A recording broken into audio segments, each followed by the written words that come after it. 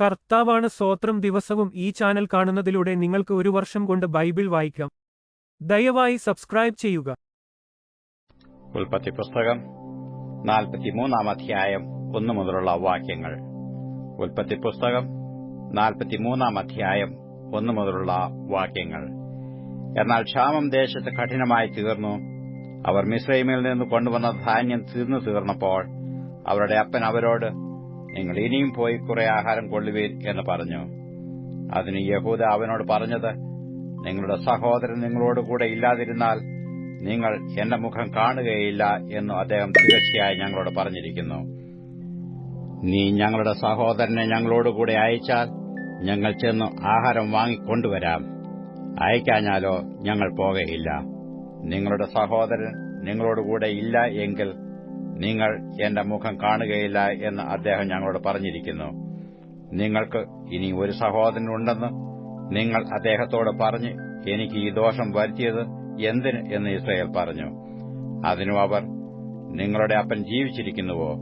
നിങ്ങൾക്ക് ഇനിയും ഒരു സഹോദരനുണ്ടോ എന്നിങ്ങനെ അദ്ദേഹം ഞങ്ങളെയും ഞങ്ങളുടെ വംശത്തെയും കുറിച്ച് താൽപര്യമായി ചോദിച്ചതുകൊണ്ട് ഞങ്ങൾ ഇതൊക്കെയും അറിയിക്കേണ്ടി വന്നു. നിങ്ങളുടെ സഹോദരനെ ഇവിടെ കൂട്ടിക്കൊണ്ടുവരുവീൻ എന്നു അദ്ദേഹം പറയുമെന്ന് ഞങ്ങൾ അറിഞ്ഞിരുന്നുവോ എന്ന് പറഞ്ഞു. പിന്നെ യഹൂദ തന്റെ അപ്പനായ ഇസ്രായേലിനോട് പറഞ്ഞത്, ഞങ്ങളും നീയും ഞങ്ങളുടെ കുഞ്ഞുകുട്ടികളും മരിക്കാതെ ജീവിച്ചിരിക്കേണ്ടതിന് ബാലനെ എന്നോടുകൂടെ അയക്കണം. എന്നാൽ ഞങ്ങൾ പോകാം. ഞാൻ അവനു വേണ്ടി ഉത്തരവാദിയായിരിക്കാം. നീ അവനെ എന്റെ കൈയിൽ നിന്ന് ചോദിക്കണം. ഞാൻ അവനെ നിന്റെ അടുക്കൽ കൊണ്ടുവന്ന് അവനെ നിന്റെ മുമ്പിൽ നിർത്തുന്നില്ലെങ്കിൽ ഞാൻ സദാകാലം നിനക്ക് കുറ്റക്കാരനായിക്കൊള്ളാം. ഞങ്ങൾ താമസിച്ചിരുന്നില്ലെങ്കിൽ ഇപ്പോൾ 2 പ്രാവശ്യം പോയി വരുമായിരുന്നു. അപ്പോൾ അവരുടെ അപ്പനായ ഇസ്രായേൽ അവരോട് പറഞ്ഞത്, അങ്ങനെയെങ്കിൽ ഇത് ചെയ്യുവിൻ. നിങ്ങളുടെ പാത്രങ്ങളിൽ കുറെ സുഗന്ധപ്പശ, കുറെ തേൻ, സാമ്പ്രാണി, സന്നിനായകം, ബോടനണ്ടി, ബദാമണ്ടി എന്നിങ്ങനെ ദേശത്തിലെ വിശേഷ വസ്തുക്കളിൽ ചിലതൊക്കെയും കൊണ്ടുപോയി അദ്ദേഹത്തിന് കാഴ്ചവെപ്പീൻ. ഇരട്ടി ദ്രവ്യവും കൈയിൽ എടുത്തുകൊള്ളുവീൻ. നിങ്ങളുടെ ചാക്കിന്റെ വായ്ക്കൽ മടങ്ങിവന്ന ദ്രവ്യവും കൈയിൽ തിരികെ കൊണ്ടുപോകുവീൻ. പക്ഷേ അത് കൈമറിച്ചലായിരിക്കും. നിങ്ങളുടെ സഹോദരനെയും കൂട്ടി പുറപ്പെട്ടു അദ്ദേഹത്തിന്റെ അടുക്കൽ വീണ്ടും ചെല്ലുവീൻ. അവൻ നിങ്ങളുടെ മറ്റേ സഹോദരനെയും ബെന്യാമീനെയും നിങ്ങളോടുകൂടെ അയക്കേണ്ടതിന് സർവശക്തിയുള്ള ദൈവം അവന് നിങ്ങളോട് കരുണ തോന്നിക്കട്ടെ. എന്നാൽ ഞാൻ മക്കളില്ലാത്തവനാകണമെങ്കിൽ ആകട്ടെ. അങ്ങനെ അവർ ആ കാഴ്ചയും ഇരട്ടി ദ്രവ്യവും എടുത്ത് ബെന്യാമീനെയും കൂട്ടി പുറപ്പെട്ട് മിസ്രയീമിൽ ചെന്ന് യോസേഫിന്റെ മുമ്പിൽ നിന്നു. അവരോടുകൂടെ ബെന്യാമീനെ കണ്ടപ്പോൾ അവൻ തന്റെ ഗൃഹവിചാരകനോട്, നീ ഈ പുരുഷന്മാരെ വീട്ടിൽ കൂട്ടിക്കൊണ്ടുപോക. അവർ ഉച്ചയ്ക്ക് എന്നോടുകൂടെ ഭക്ഷണം കഴിക്കേണ്ടതാകിയാൽ മൃഗത്തെ അറുത്ത് ഒരുക്കിക്കൊള്ളുക എന്ന് കൽപ്പിച്ചു. യോസേഫ് കൽപ്പിച്ചതുപോലെ അവൻ ചെയ്തു. അവരെ യോസേഫിന്റെ വീട്ടിൽ കൂട്ടിക്കൊണ്ടുപോയി. തങ്ങളെ യോസേഫിന്റെ വീട്ടിൽ കൊണ്ടുപോകിയാൽ അവർ ഭയപ്പെട്ടു. ആദ്യത്തെ പ്രാവശ്യം നമ്മുടെ ചാക്കിൽ മടങ്ങിവന്ന ദ്രവ്യ നിമിത്തം നമ്മെ പിടിച്ച് അടിമകളാക്കി നമ്മുടെ കഴുതകളെയും എടുത്തുകൊള്ളേണ്ടതിനാകുന്നു നമ്മെ കൊണ്ടുവന്നിരിക്കുന്നത് എന്ന് പറഞ്ഞു. അവർ യോസേഫിന്റെ ഗൃഹവിചാരകന്റെ അടുക്കൽ ചെന്ന് വീട്ടുവാതിൽക്ക് വെച്ച് അവനോട് സംസാരിച്ചു. യജമാനെ, ആഹാരം കൊള്ളുവാൻ ഞങ്ങൾ മുമ്പേ വന്നിരുന്നു. ഞങ്ങൾ വഴിയമ്പലത്തിൽ ചെന്ന് ചാക്കഴിച്ചപ്പോൾ ഓരോരുത്തരുടെ ദ്രവ്യം മുഴുവനും അവനവന്റെ ചാക്കിന്റെ വായ്ക്കൽ ഉണ്ടായിരുന്നു. അത് ഞങ്ങൾ വീണ്ടും കൊണ്ടുവന്നിരിക്കുന്നു. ആഹാരം കൊള്ളുവാൻ വേറെ ദ്രവ്യവും ഞങ്ങൾ കൊണ്ടുവന്നിട്ടുണ്ട്. ദ്രവ്യം ഞങ്ങളുടെ ചാക്കിൽ വെച്ചത് ആരെന്ന് ഞങ്ങൾക്ക് അറിഞ്ഞുകൂടാ എന്ന് പറഞ്ഞു. അതിനു അവൻ, നിങ്ങൾക്ക് സമാധാനം. നിങ്ങൾ ഭയപ്പെടേണ്ട. നിങ്ങളുടെ ദൈവം നിങ്ങളുടെ അപ്പന്റെ ദൈവം തന്നെ. നിങ്ങളുടെ ചാക്കിൽ നിങ്ങൾക്ക് നിക്ഷേപം തന്നിരിക്കുന്നു. നിങ്ങളുടെ ദ്രവ്യം എനിക്ക് കിട്ടി എന്ന് പറഞ്ഞു ശിമയോനെയും അവരുടെ അടുക്കൽ പുറത്തു കൊണ്ടുവന്നു. പിന്നെ അവൻ അവരെ യോസേഫിന്റെ വീട്ടിനകത്ത് കൊണ്ടുപോയി അവർക്ക് വെള്ളം കൊടുത്തു. അവർ കാലുകളെ കഴുകി. അവരുടെ കഴുതകൾക്ക് അവൻ തീൻ കൊടുത്തു. ഉച്ചയ്ക്ക് യോസേഫ് വരുമ്പോഴേക്കു അവർ കാഴ്ച ഒരുക്കിവെച്ചു. തങ്ങൾക്ക് ഭക്ഷണം അവിടെ എന്നു അവർ കേട്ടിരുന്നു. യോസേഫ് വീട്ടിൽ വന്നപ്പോൾ അവർ കൈവശമുള്ള കാഴ്ച അകത്തു കൊണ്ടുചെന്നു അവന്റെ മുമ്പാകെ വെച്ചു അവനെ സാഷ്ടാംഗം നമസ്കരിച്ചു. അവൻ അവരോട് കുശലപ്രശ്നം ചെയ്തു. നിങ്ങൾ പറഞ്ഞ വൃദ്ധൻ നിങ്ങളുടെ അപ്പൻ സൗഖ്യമായിരിക്കുന്നുവോ? അവൻ ജീവനോടിരിക്കുന്നുവോ എന്ന് ചോദിച്ചു. അതിനു അവർ, ഞങ്ങളുടെ അപ്പനായ നിന്റെ അടിയാന് സുഖം തന്നെ. അവൻ ജീവനോടിരിക്കുന്നു എന്ന് ഉത്തരം പറഞ്ഞു കുനിഞ്ഞു നമസ്കരിച്ചു. പിന്നെ അവൻ തല ഉയർത്തി തന്റെ അമ്മയുടെ മകനും തന്റെ അനുജനുമായ ബെന്യാമീനെ കണ്ടു. നിങ്ങൾ എന്നോട് പറഞ്ഞ നിങ്ങളുടെ ഇളയ സഹോദരനോ ഇവൻ എന്ന് ചോദിച്ചു. ദൈവം നിനക്ക് കൃപ നൽകട്ടെ മകനെ എന്ന് പറഞ്ഞു. അനുജനെ കണ്ടിട്ട് യോസഫിന്റെ മനസ്സ് ഉരുകിയതുകൊണ്ട് അവൻ കരയേണ്ടതിന് ബന്ധപ്പെട്ട സ്ഥലം അന്വേഷിച്ചു. അറയിൽ ചെന്നു അവിടെ വെച്ച് കരഞ്ഞു. പിന്നെ അവൻ മുഖം കഴുകി പുറത്തു വന്ന് തന്നെത്താൻ അടക്കി ഭക്ഷണം കൊണ്ടുവരുവീനെന്ന് കൽപ്പിച്ചു. അവർ അവർക്ക് പ്രത്യേകവും അവനോടുകൂടെ ഭക്ഷിക്കുന്ന മിസ്രയീമ്യർക്ക് പ്രത്യേകവും കൊണ്ടുവന്നു വെച്ചു. മിസ്രയീമ്യർ എബ്രായരോടുകൂടെ ഭക്ഷണം കഴിക്കയില്ല, അത് മിസ്രയീമ്യർക്ക് വെറുപ്പാകുന്നു. മൂത്തവൻ മുതൽ ഇളയവൻ വരെ പ്രായത്തിനൊത്തവണ്ണം അവരെ അവന്റെ മുമ്പാകെ ഇരുത്തി. അവർ അന്യോന്യം നോക്കി ആശ്ചര്യപ്പെട്ടു. അവൻ തന്റെ മുമ്പിൽ നിന്നു അവർക്ക് ഓഹരി കൊടുത്തയച്ചു. ബെന്യാമീന്റെ ഓഹരി മറ്റവരുടെ ഓഹരിയുടെ 5 ഇരട്ടിയായിരുന്നു. അവർ പാനം ചെയ്തു അവനോടുകൂടെ ആഹ്ലാദിച്ചു. ഉൽപ്പത്തി പുസ്തകം 44 അധ്യായം 1 മുതലുള്ള വാക്യങ്ങൾ. ഉൽപ്പത്തി പുസ്തകം 44 അധ്യായം 1 മുതലുള്ള വാക്യങ്ങൾ.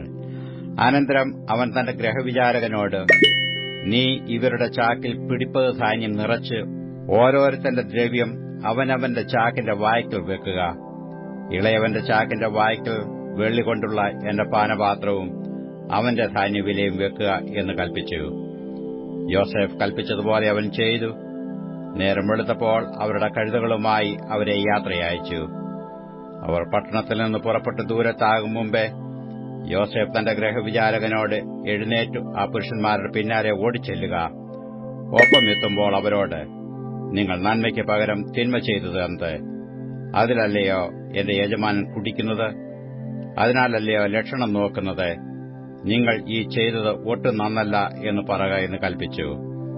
അവൻ അവരുടെ അടുക്കലെത്തിയപ്പോൾ ഈ വാക്കുകൾ അവരോട് പറഞ്ഞു. അവർ അവനോട് പറഞ്ഞത്, യജമാനൻ ഇങ്ങനെ പറയുന്നതെന്ത്? ഈ വക കാര്യം അടിയങ്ങൾ ഒരു നാളും ചെയ്യുകയില്ല. ഞങ്ങളുടെ ചാക്കിന്റെ വായ്ക്കൽ കണ്ട ദ്രവ്യം ഞങ്ങൾ കനാൻ ദേശത്തുനിന്ന് നിന്റെ അടുക്കൽ വീണ്ടും കൊണ്ടുവന്നുവല്ലോ. പിന്നെ ഞങ്ങൾ നിന്റെ യജമാനന്റെ വീട്ടിൽ നിന്ന് വെള്ളിയും പൊന്നും മോഷ്ടിക്കുമോ? അടിയങ്ങളിൽ ആരുടെ പക്കലെങ്കിലും അത് കണ്ടാൽ അവൻ മരിക്കട്ടെ, ഞങ്ങളും യജമാനനു അടിമകളായിക്കൊള്ളാം. അതിനു അവൻ, നിങ്ങൾ പറഞ്ഞതുപോലെയാകട്ടെ. അത് ആരുടെ പക്കൽ കാണുന്നുവോ അവൻ എനിക്ക് അടിമയാകും. നിങ്ങളോ കുറ്റമില്ലാത്തവരായിരിക്കും. അവർ ബന്ധപ്പെട്ട് ചാക്ക് നിലത്തിറക്കി ഓരോരുത്തൻ താന്റെ ചാക്ക് അഴിച്ചു. അവൻ മൂത്തവന്റെ ചാക്ക് തുടങ്ങി ഇളയവന്റേതുവരെ ശോധന കഴിച്ചു. ബെന്യാമീന്റെ ചാക്കിൽ പാനപാത്രം കണ്ടുപിടിച്ചു. അപ്പോൾ അവർ വസ്ത്രം കീറി ചുമട് കഴുതപ്പുറത്ത് കയറ്റി പട്ടണത്തിലേക്ക് മടങ്ങിച്ചെന്നു. യഹൂദയും അവന്റെ സഹോദരന്മാരും യോസേഫിന്റെ വീട്ടിൽ ചെന്നു. അവൻ അതുവരെയും അവിടെ തന്നെ ആയിരുന്നു. അവർ അവന്റെ മുമ്പാകെ സാഷ്ടാംഗം വീണു. യോസേഫ് അവരോട്, നിങ്ങൾ ഈ ചെയ്ത പ്രവൃത്തി എന്ത്? എന്നെപ്പോലെയുള്ള ഒരുത്തിന് ലക്ഷണവിദ്യ അറിയാമെന്ന് നിങ്ങൾ അറിഞ്ഞിട്ടില്ലയോ എന്ന് ചോദിച്ചു. അതിന് യഹൂദ, യജമാനോട് ഞങ്ങൾ എന്തു പറയേണ്ടു? എന്തു ബോധിപ്പിക്കേണ്ടു? എങ്ങനെ ഞങ്ങളെ തന്നെ നീതീകരിക്കേണ്ടു? ദൈവം അടിയങ്ങളുടെ അകൃത്യം കണ്ടെത്തി, ഇതാ ഞങ്ങൾ യജമാനു അടിമകൾ. ഞങ്ങളും ആരുടെ കയ്യിൽ പാത്രം കണ്ടുവോ അവനും തന്നെ എന്ന് പറഞ്ഞു. അതിനു അവൻ, അങ്ങനെ ഞാൻ ഒരു നാളും ചെയ്യുകയില്ല. ആരുടെ പക്കൽ പാത്രം കണ്ടുവോ അവൻ തന്നെ എനിക്ക് അടിമയായിരിക്കും. നിങ്ങളോ സമാധാനത്തോടെ നിങ്ങളുടെ അപ്പന്റെ അടുക്കൽ പൊയ്ക്കൊള്ളുവീൻ എന്ന് പറഞ്ഞു. അപ്പോൾ യഹൂദ അടുത്തു ചെന്ന് പറഞ്ഞത്, യജമാനനെ, അടിയൻ യജമാനനോട് ഒന്ന് ബോധിപ്പിച്ചുകൊള്ളട്ടെ. അടിയന്റെ നേരെ കോപം ജ്വലിക്കരുത്. യജമാനൻ ഫറവോനെ പോലെയല്ലോ. നിങ്ങൾക്കോ അപ്പനോ സഹോദരനോ ഉണ്ടോ എന്ന് യജമാനൻ അടിയങ്ങളോട് ചോദിച്ചു. അതിന് ഞങ്ങൾ യജമാനനോട്, ഞങ്ങൾക്ക് വൃദ്ധനായൊരു അപ്പനും അവന് വാർദ്ധക്യത്തിൽ ജനിച്ച ഒരു മകനുമുണ്ട്. അവന്റെ ജ്യേഷ്ഠൻ മരിച്ചുപോയി. അവന്റെ അമ്മ പ്രസവിച്ചിട്ടു അവൻ ഒരുത്തനെ ശേഷിപ്പുള്ളൂ. അവൻ അപ്പന്റെ ഇഷ്ടനാകുന്നു എന്ന് പറഞ്ഞു. അപ്പോൾ യജമാനൻ അടിയങ്ങളോട്, എനിക്ക് കാണേണ്ടതിനു അവനെ എന്റെ അടുക്കൽ കൂട്ടിക്കൊണ്ടുവരുവീൻ എന്ന് കൽപ്പിച്ചുവല്ലോ. ഞങ്ങൾ യജമാനനോട്, ബാലനു അപ്പനെ പിരിഞ്ഞുകൂടാ, പിരിഞ്ഞാൽ അപ്പൻ മരിച്ചുപോകും എന്ന് പറഞ്ഞു. അതിന് യജമാൻ അടിയങ്ങളോട്, നിങ്ങളുടെ ഇളയ സഹോദരൻ നിങ്ങളോടുകൂടെ വരാതിരുന്നാൽ നിങ്ങൾ എന്റെ മുഖം ഇനിയും കാണുകയില്ല എന്ന് കൽപ്പിച്ചു. അവിടുത്തെ അടിയനായ അപ്പന്റെ അടുക്കൽ ഞങ്ങൾ ചെന്ന് യജമാന്റെ വാക്കുകളെ അറിയിച്ചു. അനന്തരം ഞങ്ങളുടെ അപ്പൻ നിങ്ങൾ ഇനിയും പോയി കുറെ ധാന്യം നമുക്ക് കൊള്ളുവീനെന്ന് പറഞ്ഞു. അതിന് ഞങ്ങൾക്ക് പോയിക്കൂടാ, അനുജൻ കൂടെയുണ്ടെങ്കിൽ ഞങ്ങൾ പോകാം, അനുജനില്ലാതെ ഞങ്ങൾക്ക് അദ്ദേഹത്തിന്റെ മുഖം കാണുവാൻ പാടില്ല എന്ന് പറഞ്ഞു. അപ്പോൾ അവിടുത്തെ അടിയനായ അപ്പൻ ഞങ്ങളോട് പറഞ്ഞത്, എന്റെ ഭാര്യ എനിക്ക് 2 പുത്രന്മാരെ പ്രസവിച്ചു എന്ന് നിങ്ങൾക്കും അറിയാമല്ലോ. അവർ ഒരുത്തൻ എന്റെ അടുക്കൽ നിന്ന് പോയി, അവനെ പറിച്ചു കീറിപ്പോയി നിശ്ചയം എന്ന് ഞാൻ ഉറച്ചു. ഇതുവരെ ഞാൻ അവനെ കണ്ടിട്ടുമില്ല. നിങ്ങൾ ഇവനെയും കൊണ്ടുപോയിട്ട് അവന് വല്ല ആപത്തും വന്നാൽ നിങ്ങൾ എന്റെ നരയെ ദുഃഖത്തോടെ പാതാളത്തിൽ ഇറങ്ങുമാറാക്കും. അതുകൊണ്ട് ഇപ്പോൾ ബാലൻ കൂടെയില്ലാതെ ഞാൻ അവിടുത്തെ അടിയാനായ അപ്പന്റെ അടുക്കൽ ചെല്ലുമ്പോൾ അവന്റെ പ്രാണൻ ഇവന്റെ പ്രാണനോട് പറ്റിയിരിക്കൊണ്ട് ബാലനില്ലെന്ന് കണ്ടാൽ അവൻ മരിച്ചുപോകും. അങ്ങനെ അടിയങ്ങൾ അവിടുത്തെ അടിയാനായ അപ്പന്റെ നരയെ ദുഃഖത്തോടെ പാതാളത്തിൽ ഇറങ്ങുമാറാക്കും. അടിയൻ അപ്പനോട്, അവനെ നിന്റെ അടുക്കൽ കൊണ്ടുവരാതിരുന്നാൽ ഞാൻ എന്നും അപ്പന് കുറ്റക്കാരനായി കൊള്ളാമെന്ന് പറഞ്ഞു. അപ്പനോട് ബാലനു വേണ്ടി ഉത്തരവാദിയായിരിക്കുന്നു. ആകയാൽ ബാലന് പകരം അടിയൻ യജമാനു അടിമയായിരിക്കാനും ബാലൻ സഹോദരന്മാരോടുകൂടെ പൊയ്ക്കൊള്ളുവാനും അനുവദിക്കണമേ. ബാലൻ കൂടെയില്ലാതെ ഞാൻ എങ്ങനെ അപ്പന്റെ അടുക്കൽ പോകും? അപ്പന് ഭവിക്കുന്ന ദോഷം ഞാൻ കാണേണ്ടി വരുമല്ലോ. മർക്കോസ് എഴുതിയ സുവിശേഷം 14-ാം അധ്യായം 1 മുതലുള്ള വാക്യങ്ങൾ. മർക്കോസ് എഴുതിയ സുവിശേഷം 14-ാം അധ്യായം 1 മുതലുള്ള വാക്യങ്ങൾ. 2 ദിവസം കഴിഞ്ഞിട്ട് പെസഹയുടെയും പുളിപ്പില്ലാത്ത അപ്പത്തിന്റെയും ഉത്സവമായിരുന്നു. അപ്പോൾ മഹാപുരോഹിതന്മാരും ശാസ്ത്രിമാരും അവനെ ഉപായത്തിൽ പിടിച്ചു കൊല്ലേണ്ടതിന് എങ്ങനെ എന്ന് അന്വേഷിച്ചു. ജനത്തിൽ കലഹം ഉണ്ടാകാതിരിപ്പാൻ ഉത്സവത്തിൽ അരുതേ എന്ന് അവർ പറഞ്ഞു. അവൻ ബഥാനിയിൽ കുഷ്ഠരോഗിയായ ശിമോന്റെ വീട്ടിൽ പന്തിയിലിരിക്കുമ്പോൾ ഒരു സ്ത്രീ ഒരു വെൺകൽ ഭരണി വിലയേറിയ സ്വച്ഛജടമാംസി തൈലവുമായി വന്നു ഭരണി പൊട്ടിച്ചു അവന്റെ തലയിൽ ഒഴിച്ചു. അവിടെ ചിലർ, തൈലത്തിന്റെ ഈ വെറും ചിലവ് എന്തിന്? ഇത് 300-ൽ അധികം വെള്ളിക്കാശിന് വിറ്റ് ദരിദ്രർക്ക് കൊടുപ്പാൻ കഴിയുമായിരുന്നുവല്ലോ എന്നിങ്ങനെ ഉള്ളിൽ നീരസപ്പെട്ടു അവളെ ഭർഷിച്ചു. എന്നാൽ യേശു, ഇവളെ വിടുവീൻ, അവളെ അസഹ്യപ്പെടുത്തുന്നത് എന്ത്? അവൾ എങ്കൽ നല്ല പ്രവൃത്തിയല്ലോ ചെയ്തത്. ദരിദ്രർ നിങ്ങൾക്ക് എല്ലായ്പ്പോഴും അടുക്കയുണ്ടല്ലോ. ഇച്ഛിക്കുമ്പോൾ അവർക്ക് നന്മ ചെയ്യുവാൻ നിങ്ങൾക്ക് കഴിയും. ഞാനോ എല്ലായ്പ്പോഴും നിങ്ങളോടുകൂടെ ഇരിക്കയില്ല. അവൾ തന്നാൽ ആവത് ചെയ്തു.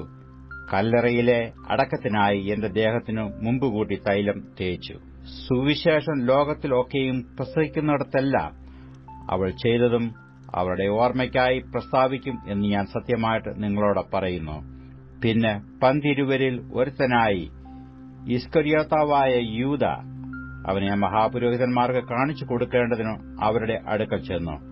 അവർ അത് കേട്ട് സന്തോഷിച്ചു അവന് പണം കൊടുക്കാം എന്ന് വാഗ്ദത്തം ചെയ്തു. അവനും അവനെ എങ്ങനെ കാണിച്ചു കൊടുക്കാം എന്ന് തക്കം അന്വേഷിച്ചു പോന്നു. പെസഹ കുഞ്ഞാടിനെ അറുക്കുന്നതായ പുളിപ്പില്ലാത്ത അപ്പത്തിന്റെ 1-ാം നാളിൽ ശിഷ്യന്മാർ അവനോട്, നീ പെസഹ കഴിപ്പാൻ ഞങ്ങൾ എവിടെ ഒരുക്കണം എന്ന് ചോദിച്ചു.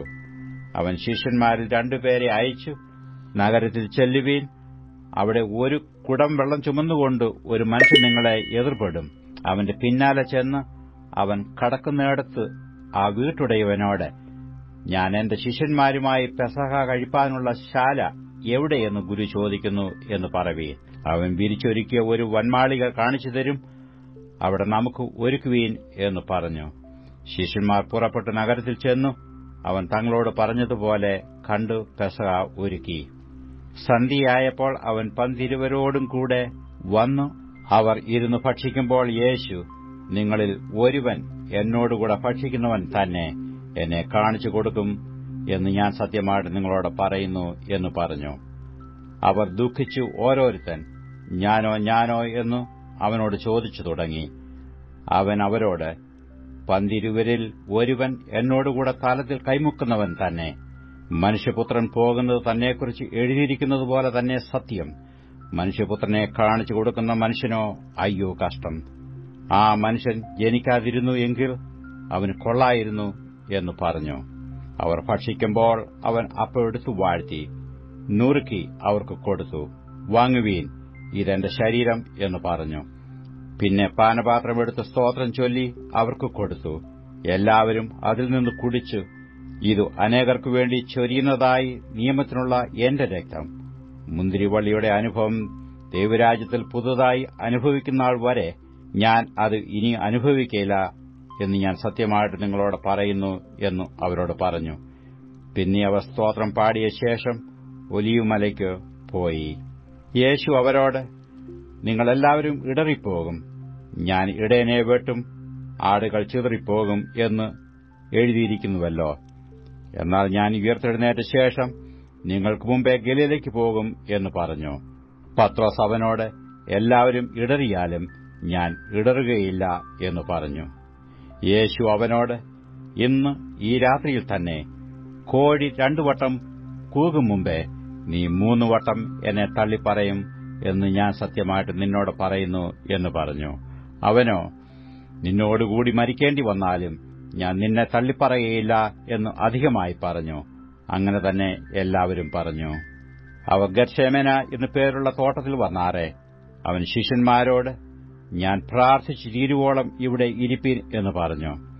പിന്നെ അവൻ പത്രോസിനെയും യാക്കോബിനെയും യോഹന്നാനെയും കൂട്ടിക്കൊണ്ട് ഭ്രമിപ്പാനും വ്യാകുലപ്പെടുവാനും തുടങ്ങി. എന്റെ ഉള്ളം മരണവേദന പോലെ അതിദുഃഖിതമായിരിക്കുന്നു, ഇവിടെ പാർത്ത് ഉണർന്നിരിപ്പീൻ എന്ന് അവരോട് പറഞ്ഞു. പിന്നെ അല്പം മുൻപോട്ട് ചെന്ന് നിലത്ത് വീണു. കഴിയുമെങ്കിൽ ആ നാഴിക നീങ്ങിപ്പോകണം എന്ന് പ്രാർത്ഥിച്ചു. അബ്ബാ പിതാവേ, നിനക്കു എല്ലാം കഴിയും, ഈ പാനപാത്രം എങ്കിൽ നിന്ന് നീക്കണമേ. എങ്കിലും ഞാൻ ഇച്ഛിക്കുന്നതല്ല, നീ ഇച്ഛിക്കുന്നതത്രേ ആകട്ടെ എന്ന് പറഞ്ഞു. പിന്നെ അവൻ വന്നു അവർ ഉറങ്ങുന്നത് കണ്ടു പത്രോസിനോട്, ശിമോനെ, നീ ഉറങ്ങുന്നുവോ? ഒരു നാഴിക ഉണർന്നിരിപ്പാൻ നിനക്ക് കഴിഞ്ഞില്ലയോ? പരീക്ഷയിൽ അകപ്പെടായ്വാൻ ഉണർന്നിരുന്നു പ്രാർത്ഥിപ്പീൻ. ആത്മാവ് ഒരുക്കമുള്ളത്, ജഡമോ ബലഹീനമത്രേ എന്ന് പറഞ്ഞു. അവൻ പിന്നെയും പോയി ആ വചനം തന്നെ ചൊല്ലി പ്രാർത്ഥിച്ചു. മടങ്ങി വന്നാറെ അവരുടെ കണ്ണുകൾക്ക് ഭാരമേറിയിരുന്നതുകൊണ്ട് അവർ ഉറങ്ങുന്നത് കണ്ടു. അവർ അവനോട് എന്ത് ഉത്തരം പറയണം എന്നു അറിഞ്ഞില്ല. അവൻ 3ാമത് വന്നു അവരോട്, ഇനി ഉറങ്ങി ആശ്വസിച്ചുകൊള്ളുവീൻ, മതി, നാഴിക വന്നു, ഇതാ മനുഷ്യപുത്രൻ പാപികളുടെ കയ്യിൽ ഏൽപ്പിക്കപ്പെടുന്നു. എഴുന്നേൽപ്പീൻ, നാം പോക, ഇതാ എന്നെ കാണിച്ചു കൊടുക്കുന്നവൻ അടുത്തിരിക്കുന്നു എന്ന് പറഞ്ഞു. ഉടനെ അവൻ സംസാരിച്ചുകൊണ്ടിരിക്കുമ്പോൾ തന്നെ പന്തിരുവരിൽ ഒരുത്തനായ യൂദയും അവനോടുകൂടെ മഹാപുരോഹിതന്മാർ, ശാസ്ത്രിമാർ, മൂപ്പന്മാർ എന്നിവർ അയച്ച ഒരു പുരുഷാരവും വാളും വടിയുമായി വന്നു. അവനെ കാണിച്ചു കൊടുക്കുന്നവൻ ഞാൻ ഏവനെ ചുംബിക്കുമോ അവൻ തന്നെയാകുന്നു, അവനെ പിടിച്ച് സൂക്ഷ്മതയോടെ കൊണ്ടുപോകുവീൻ എന്നു അവർക്ക് ഒരു അടയാളം പറഞ്ഞുകൊടുത്തിരുന്നു. അവൻ വന്നു ഉടനെ അടുത്തു ചെന്ന് റബി എന്ന് പറഞ്ഞു അവനെ ചുംബിച്ചു. അവർ അവന്റെ മേൽ കൈവച്ചു അവനെ പിടിച്ചു.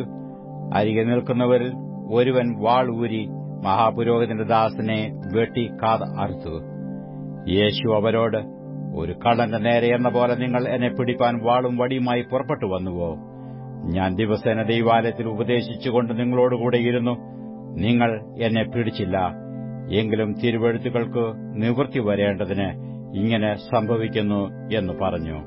ശിഷ്യന്മാർ എല്ലാവരും അവനെ വിട്ടു ഓടിപ്പോയി. ഒരു ബാല്യക്കാരൻ വെറും ശരീരത്തിന്മേൽ പുതപ്പ് പുതച്ചും കൊണ്ട് അവനെ അനുഗമിച്ചു. അവർ അവനെ പിടിച്ചു, അവനോ പുതപ്പ് വിട്ടു നഗ്നനായി ഓടിപ്പോയി. അവർ യേശുവിനെ മഹാപുരോഹിതന്റെ അടുക്കൽ കൊണ്ടുപോയി. അവന്റെ അടുക്കൽ മഹാപുരോഹിതന്മാരും മൂപ്പന്മാരും ശാസ്ത്രിമാരും എല്ലാം വന്നുകൂടിയിരുന്നു. പത്രോസ് മഹാപുരോഹിതന്റെ അരമനയ്ക്കകത്തോളം അവനെ ദൂരവേ അനുഗമിച്ചു ഭൃത്യന്മാരോട് ചേർന്നു തീ കാഞ്ഞുകൊണ്ടിരുന്നു. മഹാപുരോഹിതന്മാരും ന്യായാധിപ സംഘമൊക്കെയും യേശുവിനെ കൊല്ലേണ്ടതിന് അവന്റെ നേരെ സാക്ഷ്യം അന്വേഷിച്ചു കണ്ടില്ലതാനും. അനേകർ അവന്റെ നേരെ കള്ളസാക്ഷ്യം പറഞ്ഞിട്ടും സാക്ഷ്യം ഒത്തുവന്നില്ല. ചിലർ എഴുന്നേറ്റു അവന്റെ നേരെ, ഞാൻ കൈപ്പണിയായ ഈ മന്ദിരം പൊളിച്ച് 3 ദിവസം കൊണ്ട് കൈപ്പണിയല്ലാത്ത മറ്റൊന്ന് പണിയും എന്ന് ഇവൻ പറഞ്ഞത് ഞങ്ങൾ കേട്ടു എന്ന് കള്ളസാക്ഷ്യം പറഞ്ഞു. എന്നിട്ടും അവരുടെ സാക്ഷ്യം ഒത്തുവന്നില്ല. മഹാപുരോഹിതൻ നടുവിൽ നിന്നുകൊണ്ട് യേശുവിനോട്, നീ ഒന്നും ഉത്തരം പറയുന്നില്ലയോ? ഇവർ നിന്റെ നേരെ സാക്ഷ്യം പറയുന്നത് എന്ത് എന്ന് ചോദിച്ചു. അവനോ മിണ്ടാതെയും ഉത്തരം പറയാതെയും ഇരുന്നു. മഹാപുരോഹിതൻ പിന്നെയും അവനോട്, നീ വന്യനായവന്റെ പുത്രനായ ക്രിസ്തുവോ എന്ന് ചോദിച്ചു. ഞാനാകുന്നു. മനുഷ്യപുത്രൻ സർവശക്തന്റെ വലത്തുഭാഗത്ത് ഇരിക്കുന്നതും ആകാശമേഘങ്ങളോടെ വരുന്നതും നിങ്ങൾ കാണും എന്ന് യേശു പറഞ്ഞു. അപ്പോൾ മഹാപുരോഹിതനും വസ്ത്രം കീറി, ഇനി സാക്ഷികളെക്കൊണ്ട് നമുക്ക് എന്താവശ്യം? ദൈവദൂഷണം നിങ്ങൾ കേട്ടുവല്ലോ, നിങ്ങൾക്ക് എന്തു തോന്നുന്നു എന്ന് ചോദിച്ചു. അവൻ മരണയോഗ്യൻ എന്ന് എല്ലാവരും വിധിച്ചു. ചിലർ അവനെ തുപ്പുകയും അവന്റെ മുഖം മൂടി അവനെ മുഷ്ടി ചുരുട്ടി കുത്തുകയും പ്രവചിക്ക എന്നു അവനോട് പറയുകയും ചെയ്തു തുടങ്ങി. ചേവകർ അവനെ അടിച്ചും കൊണ്ട് കൈയേറ്റു. പത്രോസ് താഴെ നടുമുറ്റത്ത് ഇരിക്കുമ്പോൾ മഹാപുരോഹിതന്റെ ബാല്യക്കാരികളിൽ ഒരുത്തി വന്നു. പത്രോസ് തീ കായുന്നത് കണ്ട് അവനെ നോക്കി, നീയും ആ നസ്രായനായ യേശുവിനോടുകൂടെ ആയിരുന്നു എന്ന് പറഞ്ഞു. നീ പറയുന്നത് തിരിയുന്നില്ല, ബോധ്യമാകുന്നതുമില്ല എന്നിങ്ങനെ അവൻ തള്ളിപ്പറഞ്ഞു. പടിപ്പുരയിലേക്ക് പുറപ്പെട്ടപ്പോൾ കോഴി കൂകി. ആ ബാല്യക്കാരത്തി അവനെ പിന്നെയും കണ്ടു സമീപത്ത് നിൽക്കുന്നവരോട്, ഇവൻ ആ കൂട്ടരിൽ ഉള്ളവൻ തന്നെ എന്ന് പറഞ്ഞു തുടങ്ങി. അവൻ പിന്നെയും തള്ളിപ്പറഞ്ഞു. കുറെ നേരം കഴിഞ്ഞിട്ടു അരികെ നിന്നവർ പത്രോസിനോട്, നീ ആ കൂട്ടരിൽ ഉള്ളവൻ സത്യം ഗലീലക്കാരനല്ലോ എന്ന് പറഞ്ഞു. നിങ്ങൾ പറയുന്ന മനുഷ്യനെ ഞാൻ അറിയുന്നില്ല എന്ന് അവൻ പ്രാകുവാനും ആണയിടുവാനും തുടങ്ങി. ഉടനെ കോഴി രണ്ടാമതും കൂകി. കോഴി 2 വട്ടം കൂകും മുമ്പേ നീ 3 വട്ടം എന്നെ തള്ളിപ്പറയുമെന്ന് യേശു തന്നോട് പറഞ്ഞ വാക്കു പത്രോസ് ഓർത്തു അതിനെക്കുറിച്ച് വിചാരിച്ചു കരഞ്ഞു. 22-ാം സങ്കീർത്തനം 1 മുതലുള്ള വാക്യങ്ങൾ. 22-ാം സങ്കീർത്തനം 1 മുതലുള്ള വാക്യങ്ങൾ. എന്റെ ദൈവമേ, നീ എന്നെ കൈവിട്ടതെന്ത്? എന്നെ രക്ഷിക്കാതെയും എന്റെ ഞരക്കത്തിന്റെ വാക്കുകൾ കേൾക്കാതെയും അകന്നു നിൽക്കുന്നതെന്ത്? എന്റെ ദൈവമേ, ഞാൻ പകൽ സമയത്ത് വിളിക്കുന്നു, എങ്കിലും നീ ഉത്തരമരുളുന്നില്ല. രാത്രികാലത്തും ഞാൻ വിളിക്കുന്നു, എനിക്ക് ഒട്ടും മൗനതയില്ല. യിസ്രായേലിന്റെ സ്തുതികളിന്മേൽ വസിക്കുന്നവനെ, നീ പരിശുദ്ധനാകുന്നുവല്ലോ. ഞങ്ങളുടെ പിതാക്കന്മാർ നിങ്കൽ ആശ്രയിച്ചു, അവർ ആശ്രയിക്കുകയും നീ അവരെ വിടുവിക്കുകയും ചെയ്തു. അവർ നിന്നോട് നിലവിളിച്ചു, രക്ഷ പ്രാപിച്ചു. അവർ നിങ്കൽ ആശ്രയിച്ചു, ലജ്ജിച്ചുപോയതുമില്ല. ഞാനോ മനുഷ്യനല്ല, ഒരു കൃമിയത്രേ, മനുഷ്യരുടെ ധിക്കാരവും ജനത്താൽ നിന്ദിതനും തന്നെ. എന്നെ കാണുന്നവരൊക്കെയും എന്നെ പരിഹസിക്കുന്നു, അവർ അധരം മലർത്തി തല കുലുക്കുന്നു. യഹോവയെങ്കിൽ നിന്നെ തന്നെ സമർപ്പിക്ക, അവൻ അവനെ രക്ഷിക്കട്ടെ, അവൻ അവനെ വിടുവിക്കട്ടെ, അവനിൽ പ്രസാദമുണ്ടല്ലോ. നീയല്ലോ എന്നെ ഉദരത്തിൽ നിന്ന് പുറപ്പെടുവിച്ചവൻ. എന്റെ അമ്മയുടെ മുല കുടിക്കുമ്പോൾ നീ എന്നെ നിർഭയം വസിക്കുമാറാക്കി. ഗർഭപാത്രത്തിൽ നിന്ന് ഞാൻ നിങ്കൽ ഏൽപ്പിക്കപ്പെട്ടു. എന്റെ അമ്മയുടെ ഉദരം മുതൽ നീ എന്റെ ദൈവം. കഷ്ടമടുത്തിരിക്കിയാൽ എന്നെ വിട്ടകന്നിരിക്കരുതേ, സഹായിപ്പാൻ മറ്റാരുമില്ലല്ലോ. അനേകം കാളകൾ എന്നെ വളഞ്ഞു, ബാശാൻ കൂറ്റന്മാർ എന്നെ ചുറ്റിയിരിക്കുന്നു. ബുഭുക്ഷയോടെ അലർന്ന സിംഹം പോലെ അവർ എന്റെ നേരെ വായ് പിളർക്കുന്നു. ഞാൻ വെള്ളം പോലെ തൂകിപ്പോകുന്നു, എന്റെ അസ്ഥികളെല്ലാം ബന്ധം വിട്ടിരിക്കുന്നു. എന്റെ ഹൃദയം മെഴുകുപോലെയായി, എന്റെ കുടലിന്റെ നടുവെ ഉരുകിയിരിക്കുന്നു. എന്റെ ശക്തി ഓട്ടുകഷണം പോലെ ഉണങ്ങിയിരിക്കുന്നു, എന്റെ നാവ് അണ്ണാക്കോട് പറ്റിയിരിക്കുന്നു. നീ എന്നെ മരണത്തിന്റെ പൊടിയിൽ ഇട്ടുമിരിക്കുന്നു. നായ്ക്കൾ എന്നെ വളഞ്ഞു, ദുഷ്ടന്മാരുടെ കൂട്ടം എന്നെ ചുറ്റിയിരിക്കുന്നു.